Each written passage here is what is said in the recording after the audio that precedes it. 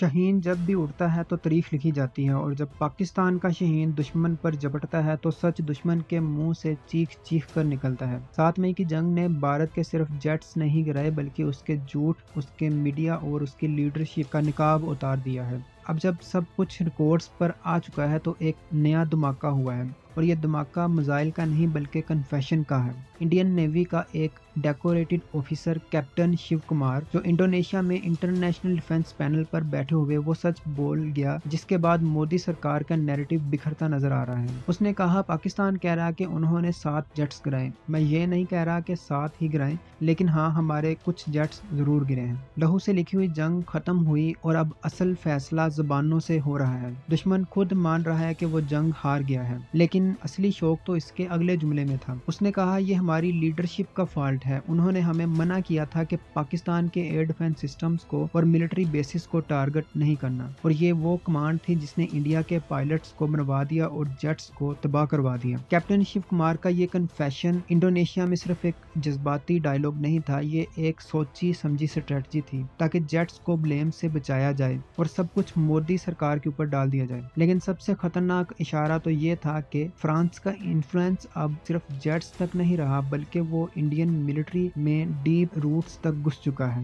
Rafale کو بچانا، اس کے فالٹ پر سائلنس اور مودی پر بلیم شفٹ کرنا، یہ سب ایک نیریٹو شیلڈ تھی جسے فرانس بھی کوائٹلی سپورٹ کر رہا ہے۔ اور یہ وہ پوائنٹ ہے جہاں دکھائی دیتا ہے کہ بھارت کی ملٹری پالیسی اب سوورن نہیں بلکہ فورن مینوفیکچرر کے انفلوئنس میں چل رہی ہے۔ انڈونیشیا جس کا رافیل ڈیل ابھی تک فائنلائز نہیں ہوا تھا، وہ اوپنلی اس کو ڈیلے کر رہا ہے، اور دوسری طرف وہ چائنا سے J-10C فائٹر جیٹ خریدنے کے بارے میں سوچ رہا ہے۔ اصل کہانی تو اب سمجھ آئی ہے کہ ایک انڈین نیوی کیپٹن انڈونیشیا میں سچ بول کر آتا ہے تو مودی سرکار کے اندر صرف شور نہیں بلکہ پینک کا طوفان اٹھتا ہے۔ بی جے پی کے اندر سے آواز اٹھتی ہے کہ یہ کس نے بولا اور کس کے کہنے پر بولا، اور اب دنیا کیا سوچے گی۔ مزے کی بات یہ ہے کہ اس بار کلپ کسی لوکل جرنلسٹ نے نہیں بنائی بلکہ یہ سچ بھارت کے ہاتھوں سے نہیں پر بھارت کے یونیفارم سے نکل کر دنیا تک پہنچ گیا۔ انڈین میڈیا کو فوراً بریف کیا گیا کہ یہ کلپ وائرل نہ ہو، لیکن جو کلپ انڈونیشیا میں ریکارڈ ہو چکی تھی وہ اب تک US، فرانس، چائنا اور مڈل ایسٹ کے ڈیفنس سرکلز میں پہنچ چکی تھی۔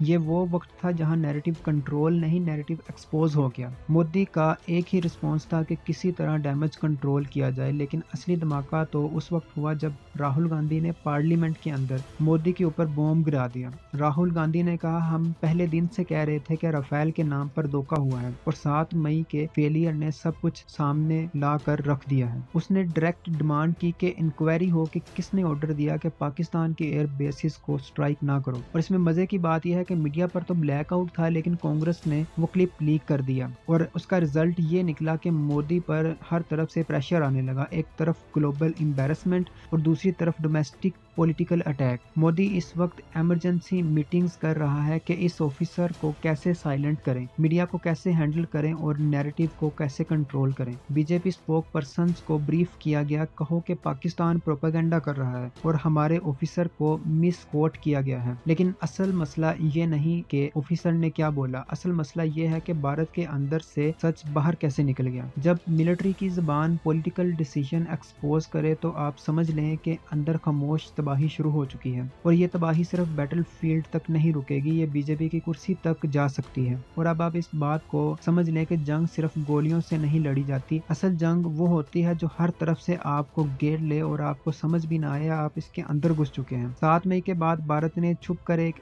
نیا فرنٹ کھولا، ایک سائلنٹ بیٹل فیلڈ جہاں میزائل لانچ نہیں ہوئے، ڈرونز ٹیک آف نہیں ہوئے، لیکن تباہی کا نظام چل چکا ہے۔ کل تک جنگ آسمانوں میں تھی اور آج پانی کے راستوں میں لڑی جا رہی ہے۔ اصل کھیل تو یہ ہے کہ سب کچھ لیگل فریم ورک کے اندر ہو رہا ہے، لیکن نیت پوری طرح سے اسٹریٹجک ڈسٹرکشن کی ہے۔ چناب، جہلم اور نیلم، پاکستان کے شہروں کی رگوں میں بہنے والا خون اب بھارت کے ڈیمز کے نیچے گٹ رہا ہے۔ یہ ڈیمز تو انرجی پروجیکٹس کے نام پر شروع کیے گئے، لیکن اصل میں یہ ہائیڈرولوجیکل میزائلز ہیں۔ اصل کہانی یہ ہے کہ بھارت نے پہلے وار لوز کی اور اب وہ ہر اینگل سے پاکستان کو گھیرنے کی کوشش کر رہا ہے۔ پانی کاٹنا، ہوا سے مارنا اور اندر سے کنفیوز کرنا، یہ آپریشن ترشول کا اصلی اسٹرکچر ہے، لیکن اب وقت آ گیا ہے کہ پاکستان بھی ان رولز کے تحت جواب دے جو بیٹل فیلڈ پہ نہیں، دشمن کے نظام پر اثر کرتے ہوں۔ اور یاد رکھنا، جب شاہین گھومتا ہے تو ہوا نہیں، طریق کا رخ بدل دیتا ہے۔ یہ صرف ایک آپریشن نہیں تھا، یہ بیٹل فیلڈ پر لکھی ہوئی وہ تقدیر تھی جہاں تکبر نے منہ کے بل گرنا ہی تھا۔ رافیل گرے، شیو کمار کا کنفیشن وائرل ہوا اور دنیا نے بھارت کے نیریٹو کو ریجیکٹ کر دیا۔ مودی نے ہر ملک کے فورن آفس کا دروازہ کھٹکھٹایا کہ پاکستان کو آفیشیلی بلیم کرو پہلگام اٹیک کے لیے۔ اور ریسنٹلی ہونے والی کواد میٹنگ میں امریکہ، جاپان اور آسٹریلیا نے کمپلیٹلی اس بات کو ریجیکٹ کر دیا کہ ہم